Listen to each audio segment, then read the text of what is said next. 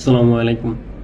মূলত গতকাল শহীদ ওসমান হাদি ভাইকে নিয়ে এইভাবে কথা বলার সুযোগ পাইনি, সেক্ষেত্রে আমি আন্তরিকভাবে দুঃখিত। আন্তরিকভাবে দুঃখিত বলতেছি কি, এই জন্য আমি এটা আমার একটা দায়িত্ব হিসেবে নিয়েছি যে প্রতিদিন অন্তত শহীদ শরীফ ওসমান হাদি ভাইকে নিয়ে অন্তত একটা ভিডিও তৈরি করব, মানে অন্তত মানুষকে রিমাইন্ডার করে দেওয়ার জন্য যে আজকে কততম দিন, আজকে এখনও বিচার হয়নি। এই যে ব্যাপারগুলো, শহীদ ওসমান হাদি ভাই কে ছিলেন নতুন করে পরিচয় দেওয়ার কিছু নাই।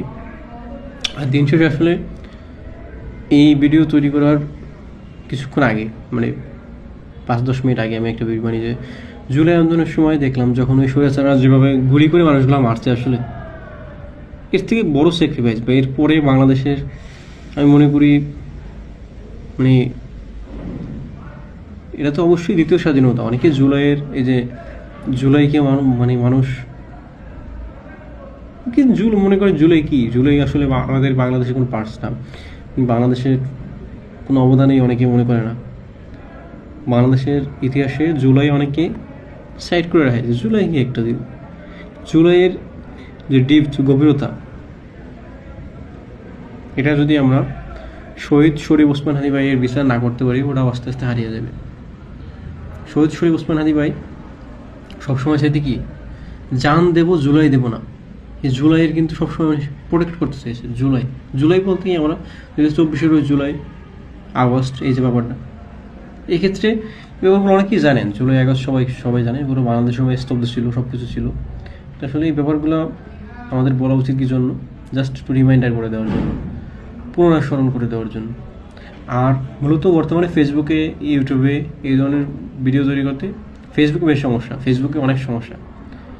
ফেসবুকে আমি যখন কোনো একটা ভিডিও কোলাবোরেশন করে ছাড়ি, এর বাইরে দিয়ে শহীদ ওসমান হাদি ভাইকে যে নিয়ে যতগুলো ভিডিও বানাই, এগুলো রিচ একবারে কম। ফালতু ভিডিও বা এর বাইরে দিয়ে কোনো ফানি ভিডিও, এগুলো খুব বেশি ভিউ, কিন্তু ইনসাফের পক্ষে, ন্যায়ের পক্ষে কথাগুলোর ভিডিও, এগুলো খুব সমস্যা, এগুলো খুব ভায়োলেশন, বিভিন্ন ধরনের সমস্যা। আর মূলত আমি মনে করি ফেসবুক একটা আনসেফ জায়গা। আনসেফ কী ক্ষেত্রে, আপনার নিজের কন্টেন্টেও আমি কপিরাইট খেতে পারে, কী ধরনের একটা আমি মনে করি এই ক্ষেত্রে আরও ফেসবুকের টিমের আরও ইয়া উচিত। আসলে দিন শেষে যদি এই প্ল্যাটফর্মে আমাদের কথা বলতে হয়, অ্যাকাউন্ট থাকুক আর না থাকুক, আমি কিছু রিয়েলিটি বলি, হার্শ রিয়েলিটি, এগুলো আমার ব্যক্তিগত অভিজ্ঞতা থেকে।